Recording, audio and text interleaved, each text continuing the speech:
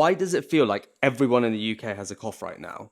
There are loads of reasons that someone can have a cough, postnasal drip, acid reflux, but it's currently peak season for colds, flu, RSV, and other respiratory viruses because the cold weather pushes us indoors with the window shut, and this creates the perfect environment for viruses to spread. Another common cause is a post-viral cough. So this is a cough that lingers after your immune system has fought off a virus.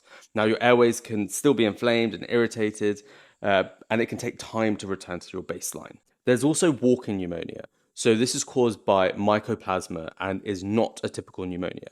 It usually doesn't make you bedbound if it's less severe, but it can cause persistent cough, tiredness, headaches, and a low-grade fever.